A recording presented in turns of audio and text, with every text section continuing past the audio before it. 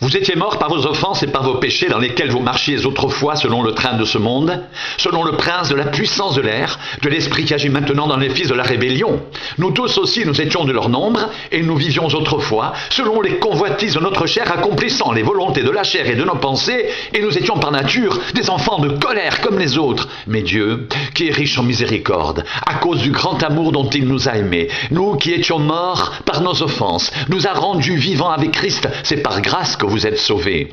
Il nous a ressuscités ensemble et nous a fait asseoir ensemble dans les lieux célestes en Jésus-Christ, afin de montrer dans les siècles à venir l'infinie richesse de sa grâce par sa bonté envers nous en Jésus-Christ. Car c'est par grâce que vous êtes sauvés, par le moyen de la foi. Et cela ne vient pas de vous, c'est le don de Dieu. Ce n'est point par les œuvres, afin que personne ne se glorifie, car nous sommes son ouvrage, ayant été créés en Jésus-Christ pour de bonnes œuvres que Dieu a préparées d'avance, afin que nous les pratiquions. C'est pourquoi vous, autrefois païens dans la chair, appelés incirconcis par ce qu'on appelle incirconcis, et qui le sont à la chair par la main de l'homme, souvenez-vous que vous étiez en ce temps-là sans Christ, privés de droit de cité en Israël, étrangers aux alliances de la promesse, sans espérance et sans Dieu dans le monde, mais maintenant Jésus-Christ, vous qui étiez jadis éloignés, vous avez été rapprochés par le sang de Christ, car il est notre paix, lui qui des deux n'en a fait qu'un, et qui a renversé le mur de séparation, l'inimitié, ayant anéanti par sa chair la loi des ordonnances dans ses prescriptions. Il a voulu créer en lui-même, avec les deux, un seul homme nouveau, en établissant la paix et les réconcilier avec Dieu l'un et l'autre en un seul corps par la croix, en détruisant par elle l'inimitié. Il est venu annoncer la paix à vous qui étiez loin et la paix à ceux qui étaient près, car par lui les uns et les autres nous avons accès auprès du Père dans un même esprit. Ainsi donc vous n'êtes plus des étrangers ni des gens du dehors, mais vous êtes concitoyens des saints, gens de la maison de Dieu. Vous avez été édifiés sur le fondement des apôtres et des prophètes, Jésus-Christ lui-même étant la pierre angulaire. En lui tout l'édifice bien coordonné s'élève pour être un temple saint dans le Seigneur. En lui, vous êtes aussi édifiés pour être une habitation de Dieu en esprit. À cause de cela, moi, Paul, le prisonnier de Christ, pour vous, païens, si du moins vous avez appris comment je fais part de la grâce de Dieu qui m'a été confiée pour vous, c'est par révélation que j'ai eu connaissance du mystère sur lequel je viens d'écrire en peu de mots en les lisant. Vous pouvez vous représenter l'intelligence que j'ai du mystère de Christ. Il n'a pas été manifesté aux fils des hommes dans les autres générations, comme il a été révélé maintenant par l'Esprit aux saints apôtres et prophètes de Christ. Ce mystère, c'est que les païens sont co-héritiers, forment un même corps et participent à la même promesse en Jésus-Christ par l'Évangile, dont j'ai été fait ministre selon le don de la grâce de Dieu qui m'a été accordé par l'efficacité de sa puissance à moi, qui suis le moindre de tous les saints. Cette grâce a été accordée d'annoncer aux païens les richesses incompréhensibles de Christ et de mettre en lumière le moyen de faire connaître le mystère caché de toute éternité en Dieu qui a créé toutes choses. C'est pourquoi les dominations et les autorités dans les lieux célestes connaissent aujourd'hui par l'Église la sagesse infiniment variée de Dieu selon le dessein éternel qu'il a mis à exécution par Jésus-Christ notre Seigneur. En lui, nous avons par la foi en lui la liberté de nous approcher de Dieu avec confiance aussi. Je vous demande de ne pas perdre courage à cause des afflictions que j'endure pour vous. Elles sont votre gloire. À cause de cela, je fléchis les genoux devant le Père, de qui toute famille dans les cieux et sur la terre tire son nom, afin qu'il vous donne selon la richesse de sa gloire d'être puissamment fortifié par son esprit dans l'homme intérieur, en sorte que Christ habite dans vos cœurs par la foi, étant enraciné et fondé dans l'amour, que vous puissiez comprendre avec tous les saints quelle est la largeur, la longueur, la profondeur et la hauteur, et connaître l'amour de Christ qui surpasse toute connaissance, en sorte que vous soyez remplis jusqu'à toute la plénitude de Dieu. Or, à celui qui peut faire par la puissance qui agit en nous infiniment, au-delà de ce que nous demandons ou pensons, à lui soit la gloire dans l'Église et en Jésus-Christ, dans toutes les générations, au siècle des siècles. Amen. Je vous exhorte donc, moi, le prisonnier dans le Seigneur, à marcher d'une manière digne de la vocation qui vous a été adressée, en toute humilité, douceur, avec patience, vous supportant les uns les autres avec amour, vous efforçant de conserver l'unité de l'esprit par le lien de la paix. Il y a un seul corps et un seul esprit, comme aussi vous avez été appelés à une seule espérance par votre vocation.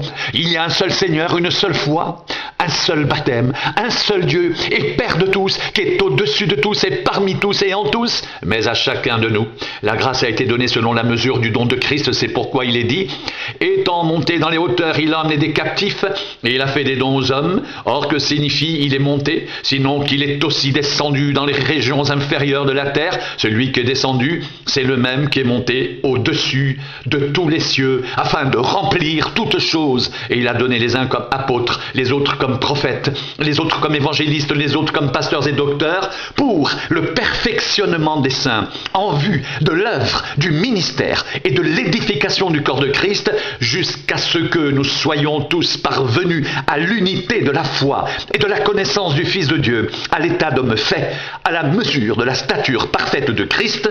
Ainsi, nous ne serons plus des enfants flottants et emportés à tout vent de doctrine par la tromperie des hommes, par leur ruse dans les moyens de séduction, mais en professant la vérité dans l'amour, nous croîtrons à tous égards en celui qui est le chef, Christ. C'est de lui, et grâce à tous les liens de son assistance, que tout le corps bien coordonné et formant un solide assemblage tire son accroissement selon la force qui convient à chacune de ses parties et s'édifie lui-même dans l'amour. Voilà donc ce que je dis et ce que je déclare dans le Seigneur. Vous ne devez plus marcher comme les païens qui marchent selon la vanité de leurs pensées. Ils ont l'intelligence obscurcie. Ils sont étrangers à la vie de Dieu à cause de l'ignorance qui est en eux, à cause de l'endurcissement de leur cœur, ayant perdu tout sentiment. Ils se sont livrés au dérèglement pour commettre toute espèce d'impureté jointe à la cupidité. Mais vous, ce n'est pas ainsi que vous avez appris Christ, si du moins vous l'avez entendu, et c'est conformément à la vérité qui est en Jésus, c'est en lui que vous avez été instruits à vous dépouiller par rapport à votre vie passée du vieil homme qui se corrompt par les convoitises trompeuses, à être renouvelé dans l'esprit de votre intelligence et à revêtir l'homme nouveau, créé selon Dieu dans une justice et une sainteté que produit la vérité. C'est pourquoi renoncez aux mensonges et que chacun de vous parle selon la vérité à son prochain, car nous sommes membres les uns des autres.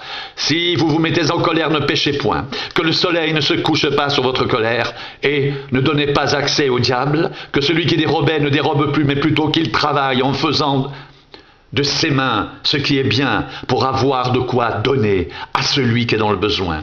Qu'il ne sorte de votre bouche aucune parole mauvaise, mais s'il y a lieu, quelques bonnes paroles qui servent à l'édification et communiquent une grâce à ceux qui l'entendent. N'attristez pas le Saint-Esprit de Dieu par lequel vous avez été scellés pour le jour de la rédemption. Que toute amertume, toute animosité, toute colère, toute clameur, toute calomnie et toute espèce de méchanceté disparaissent du milieu de vous. Soyez bons les uns envers les autres, compatissants, vous pardonnant réciproquement comme Dieu vous a pardonné en Christ. Devenez donc les imitateurs de Dieu comme des enfants bien-aimés et marchez dans l'amour, à l'exemple de Christ qui nous a aimés et qui s'est livré lui-même à Dieu pour nous comme une offrande et un sacrifice de bonne odeur. Que la débauche, ni aucune impureté, ni la cupidité ne soient pas même nommées parmi vous ainsi qu'il convient à des saints.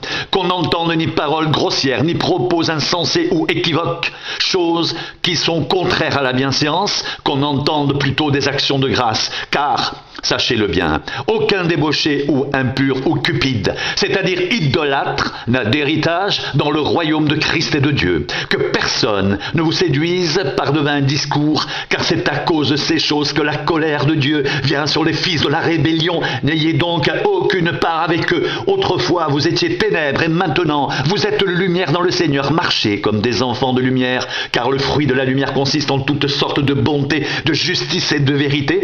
Examinez ce qui est agréable au Seigneur et ne prenez point part aux œuvres infructueuses des ténèbres, mais plutôt condamnez-les, car il est honteux de dire ce qu'ils font en secret, mais tout ce qui est réprouvé apparaît en pleine lumière, car tout ce qui est ainsi manifesté est lumière. C'est pour cela qu'il est dit: réveille-toi, toi qui dors, relève-toi d'entre les morts et Christ t'éclairera. Prenez donc garde, afin de vous conduire avec circonspection, non comme des insensés, mais comme des sages. Rachetez le temps, car les jours sont mauvais. C'est pourquoi ne soyez pas inconsidérés, mais comprenez quelle est la volonté du Seigneur. Ne vous enivrez pas de vin, c'est de la débauche. Soyez au contraire remplis de l'esprit. Entretenez-vous par des psaumes, par des hymnes, par des cantiques spirituels, chantant et célébrant de tout votre cœur les louanges du Seigneur. Rendez continuellement grâce à Dieu le Père pour toutes choses, au nom de notre Seigneur Jésus-Christ, vous soumettant les uns aux autres dans la crainte de Christ. Au reste, fortifiez-vous dans le Seigneur et par sa force toute puissante. Revêtez-vous de toutes les armes de Dieu afin de pouvoir tenir ferme contre les ruses du diable, car nous n'avons pas à lutter contre la chair et le sang, mais contre les dominations, contre les autorités, contre les princes de ce monde de ténèbres, contre les esprits méchants dans les lieux célestes. C'est pourquoi prenez toutes les armes de Dieu afin de pouvoir résister dans le mauvais jour et tenir ferme après avoir tout surmonté. Tenez donc ferme, ayez à vos reins la vérité pour ceinture, revêtez la cuirasse de la justice, mettez pour chaussure à vos pieds le zèle que donne l'évangile de paix. Prenez par-dessus tout cela le bouclier de la foi, avec lequel vous pourrez éteindre tous les traits enflammés du malin. Prenez aussi le casque du salut et l'épée de l'esprit qui est la parole de Dieu. Faites en tout temps par l'esprit toutes sortes de prières et de supplications. Veillez à cela avec une entière persévérance et priez pour tous les saints. Priez pour moi, afin qu'il me soit donné, quand j'ouvre la bouche, de faire connaître hardiment et librement le mystère de l'évangile pour lequel je suis ambassadeur dans les chaînes et que j'en parle avec assurance comme je dois en parler. Afin que vous sachiez, en ce qui me concerne, ce que je fais, Tychik, le bien-aimé frère et fidèle ministre dans le Seigneur, vous informera de tout. Je l'envoie exprès vers vous pour que vous connaissiez notre situation et pour qu'il console vos cœurs. Que la paix et l'amour avec la foi soient donnés aux frères de la part de Dieu, le Père et du Seigneur Jésus-Christ. Que la grâce soit avec tous ceux qui aiment notre Seigneur Jésus-Christ d'un amour inaltérable.